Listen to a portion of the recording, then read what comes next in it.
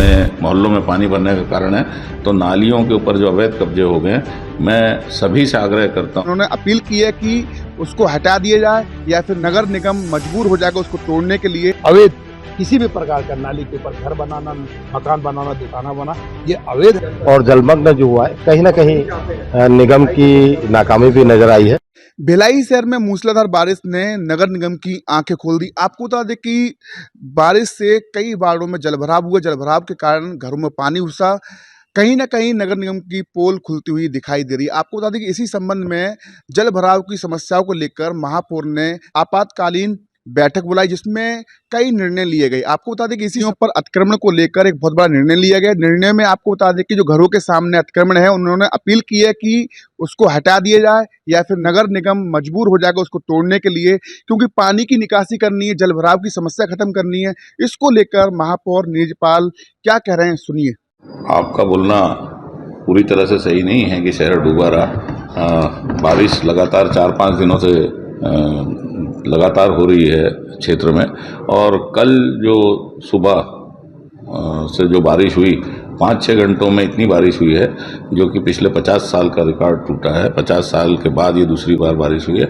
निश्चित रूप से पानी कुछ वार्डों में जमा हुआ था, नगर निगम क्षेत्र में कहीं पानी कई वार्डों में जमा था, तो उसको लेकर आज ये आपात बैठक बुलाई गई थी। जो कल प्राकृतिक आपदा जो क्षेत्र में आई, उसको लेकर आज बैठक थी, जिसमें मैंने माननीय सांसद जी से, माननीय दोनों हमारे क्षेत्र के विधायकों से अपील की थी, आग्रह किया था कि वो भी अपने सुझाव और निर्देश दें, ताकि ये हम शहर को लेकर जो स्थिति बन रही है उससे हम लोग निजात पा सकें। और बहुत अच्छी बात है कि आज की इस बैठक में नेता प्रतिपक्ष दया सिंह जी भी थे, और दोनों विधायकों के प्रतिनिधि, सांसद, सभी लोग थे, और महापौर परिषद के साथी थे, नगर निगम के कमिश्नर और सभी अधिकारी थे, स्वास्थ्य विभाग के सभी अधिकारी थे। और कल की जो स्थिति बनी उस पर विस्तृत चर्चा हुई, और आगे ऐसी स्थिति न उत्पन्न हो इसके लिए सबके सुझाव भी हुए, और उसको आज से ही हम लोग इम्प्लीमेंट करेंगे। और सबसे बड़ी बात यह है कि आप लोगों के माध्यम से मैं नगर निगम क्षेत्र के सभी लोगों से अपील भी करता हूं कि जिन लोगों ने अवैध नालियां या अवैध निर्माण किया हुआ है, जिसके कारण पानी अवरुद्ध होता है, क्योंकि पानी भरने का सबसे बड़ा अगर कोई कारण है इस वार्डों में, मोहल्लों में पानी भरने का कारण है, तो नालियों के ऊपर जो अवैध कब्जे हो गए।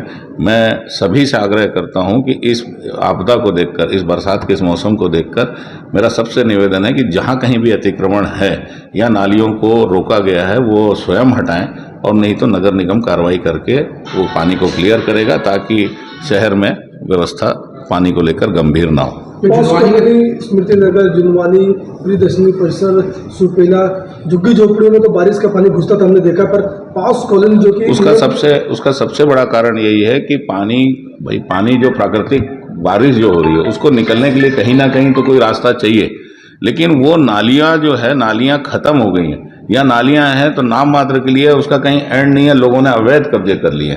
वही मैं आपके माध्यम से अपील कर रहा हूं कि लोग जैसे मकान अपना बनाते हैं, तो अपने क्षेत्र का, उस मकान का जो पानी निकलता है या आसपास के क्षेत्र को पानी निकलने के लिए नाली भी प्रॉपर रहे। लोग नालियों पे कब्जा कर लेते हैं और वो पानी वहीं का वहीं खड़ा रहता है, जिसके कारण अति बारिश होने के कारण पानी का भराव। तो नाली देखिए, पहले तो बताया कि भारतीय जनता पार्टी की सरकार 1.5 साल हुई है। पहले की व्यवस्थाएं इतनी कमियां थी, जिसके कारण से, और चूंकि अब संज्ञान में आया, कमिश्नर साहब से लेके प्रतिपक्ष, चाहे आप विपक्ष की बात करें, क्योंकि शहर के विकास की, शहर की सौंदर्य का, शहर की जब बात होगी और शहर पे कोई बात आएगी तो सब खड़े हुए कि ये हमारी जिम्मेदारी है। उस जिम्मेदारी के साथ आज बातें हुई, और ये भी है कि जो अतिक्रमण करके रोके हुए हैं, नाली है जिससे नगर निकाय और जहाँ से पानी नहीं आ पा रहा, तो उसमें ठोस निर्णय ले, कोई नोटिस नहीं, सीधा तोड़ा जाएगा, क्योंकि ये व्यवस्था है, भारतीय जनता पार्टी की सरकार है। अवैध कब्जे, अवैध किसी भी प्रकार का नाली के ऊपर घर बनाना, मकान बनाना, दुकाना बनाना, ये अवैध है, और इसको लेके आज गंभीर चर्चा हुई।